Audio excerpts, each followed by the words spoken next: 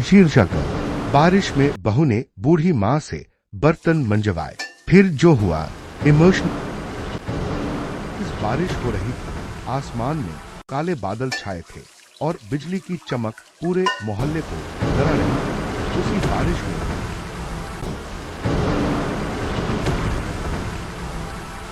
68 साल की शांति देवी घर के आंगन में बैठी कांपते हाथों से बर्तन मांज रही थी।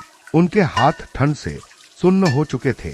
बारिश की बूंदें उनके चेहरे पर गिर रही थी, लेकिन घर के अंदर बैठी उनकी बहू पूजा को इसकी कोई परवाह नहीं थी। माँ जी, जल्दी बर्तन साफ कीजिए, मेहमान आने वाले हैं, पूजा ने तेज आवाज में कहा। शांति देवी ने धीरे से कहा, बहू, मेरी तबीयत ठीक नहीं है, थोड़ा चक्कर भी आ रहा है।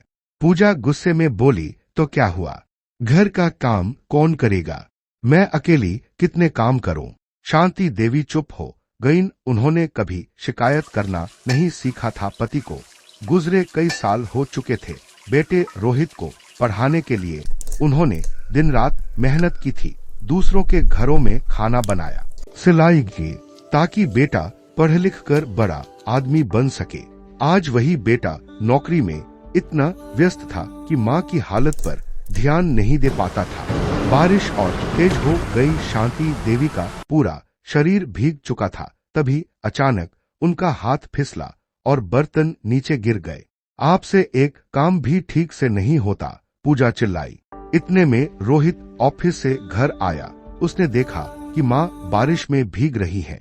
माँ, आप बाहर क्या कर रही हैं? उसने हैरानी से पूछा। पूजा तुरंत बोली, कुछ नहीं, खुद ही जिद कर रही थी काम करने की। शांति देवी बेटे की परेशानी देखकर कुछ नहीं बोली, बस मुस्कुरा दी। मैं ठीक हूँ बेटा, लेकिन रात को उनकी तबीयत बिगड़ गई, तेज बुखार हो गया। रोहित उन्हें तुरंत अस्पताल ले गया।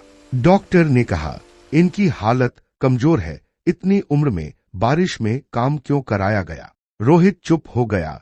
उसे पहली बार एहसास हुआ कि माँ कितनी तकलीफ सह रही थी। अगले दिन जब वह घर लौटा तो पड़ोस की सविता आंटी उससे मिलने आईं। उन्होंने धीरे से कहा, बेटा, बुरा मत मानना, लेकिन तुम्हारी माँ रोज बहुत काम करती हैं। कई बार बारिश में भी बाहर काम करते देखा है। वो तुम्हारे खिलाफ कुछ नहीं बोलती। रोहित के पैरों तले जमीन खिसक गई। उसे याद आया कैसे बचपन में माँ उसे बारिश से बचाने के लिए खुद भीग जाती थी। स्कूल जाते वक्त अपनी पुरानी शॉल उसे ओढ़ा देती थी। खुद भूखी रहकर उसे दूध पिलाती थी। उसकी आंखों में आंसू आ गए। घर पहुंचकर उसने पूजा से पूछा, क्या माँ से रोज काम करवाती हो? पूजा पहले तो बहाने बनाने लगी, लेकिन रोहित ने सख्ती से कहा, सच बताओ। पूजा चुप हो गई। मैं ऑफिस में मेहनत करता हूँ ताकि माँ आराम करे, ना कि इस उम्र में उनसे बर्तन मंजवाए जाए। रोहित ने दुखी होकर कहा। पूजा को भी अपनी गलती का एहसास होने लगा। उसने कभी शांति देवी के त्याग को समझने की कोशिश ही नहीं की थी। अस्पताल में शांति देवी बेड पर लेटी थी। पूजा उनके पास गई। उसकी आंखों में आंसू थे। माँ जी, मुझे माफ कर दीजिए, उसने रोते हुए कहा। मैंने कभी आपको माँ की तरह समझा ही नहीं। शांति देवी ने कमजोर हाथ से उसका सिर सहलाया और बोली, बेटी, घर प्यार से चलता है, गुस्से से नहीं। पूजा फूट फूट कर रोने लगी।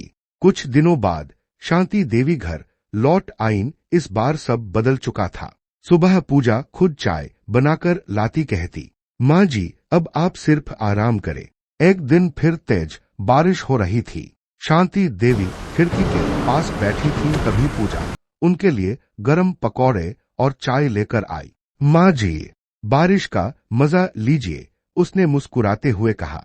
रोहित भी पास आकर बैठ गया। उसने माँ का हाथ पकड़कर कहा, माँ, अब आपको कभी तकलीफ नहीं होने दूंगा।